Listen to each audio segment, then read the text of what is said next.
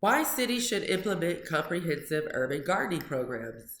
Imagine strolling through the city you reside in and coming across abundant vegetable gardens crowning the roofs of buildings, vivid flower beds on previously empty spaces, and streets lined with fruit trees. That is not excerpt from a perfect world movie, but rather it's happening in various cities globally through different urban gardening initiatives. My name is Pauline, and today I will discuss why cities should implement comprehensive urban gardening programs and how these initiatives can transform our urban landscapes into greener, more sustainable, and more livable environments.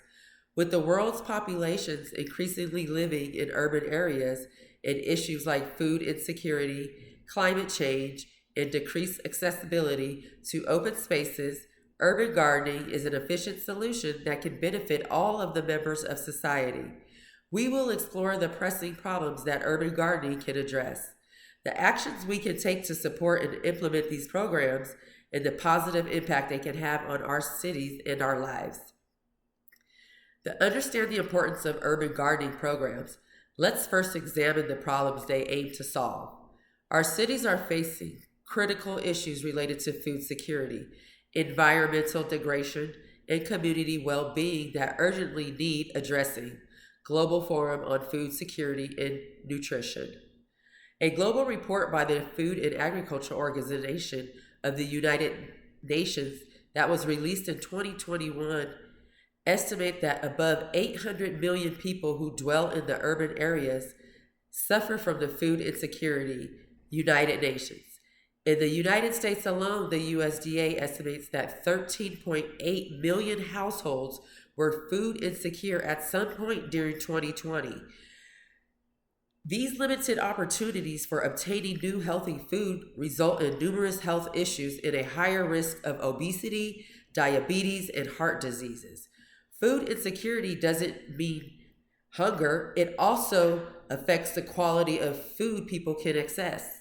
In many urban food deserts, residents rely heavily on processed foods high in sugar and unhealthy fats, leading to a paradoxical situation where food insecure individuals may actually be overweight or obese due to poor nutrition. According to the American Heart Association, people residing in food deserts are more likely to be diagnosed with cardiovascular diseases. These issues affect us all, whether directly through personal food insecurity or indirectly through increased healthcare costs and decreased community vitality. Urban areas with limited green spaces also contribute to higher temperatures, increased air pollution, and reduced biodiversity, impacting our daily lives and long-term well-being. Now that we understand the severity of those urban challenges, let's explore how we can take action to implement and support urban gardening programs. By actively supporting and participating in urban gardening initiatives, we can transform our cities into green, sustainable, and food secure environments. Number one, behavior changes. First, you can begin with a backyard garden, balcony, or even a windowsill garden. Invest in your neighborhood and participate in a community garden if there is one, or start one if there is not. Lend your services to various cities' gardening associations. Number two, policy support. Lobby for the changes in the zoning laws in order to allow for more significant urban agriculture. Encourage local government to provide funds and other resources for popularizing and supporting urban gardening. Some may argue that urban gardening programs are too costly and impractical for large-scale implementation. However, according to research, although there are costs related to operating urban gardens, the benefits are significantly greater in the long run.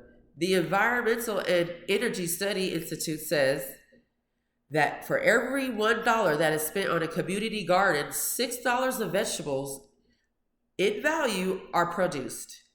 Additionally, urban gardens act as a green oasis in concrete jungles, helping to mitigate the urban heat island effect. They can reduce local temperatures by up to 6 degrees Celsius, which not only improves comfort but also reduces energy consumption for cooling. Now that we explore the actions we can take, let's envision the positive impact these urban gardening programs can have on our cities and our lives. Imagine strolling through your neighborhood one day to find that piece of land that was previously barren and was either a parking lot or was a left unused, now filled with greenery and people tiling the soil and community gardening. Verandas that previously were lifeless are now covered with vegetation that supplies healthy crops such as tomatoes and bananas.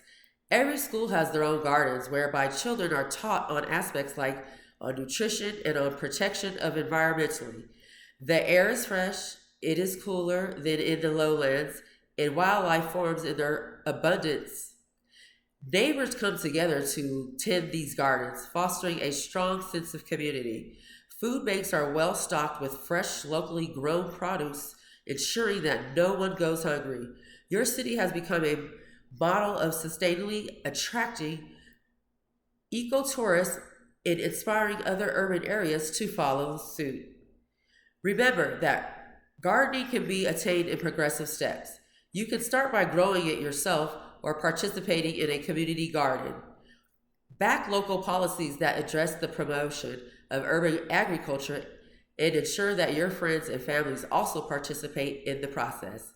Today, we have looked at the challenges which our cities experience. What one can do to start the urban gardening and other benefits of doing so. As we conclude, I invite you to look at our city with new eyes, not just seeing what it is, but envisioning it what could be. Together, we can cultivate a greener, healthier, and more sustainable urban future through comprehensive urban gardening programs.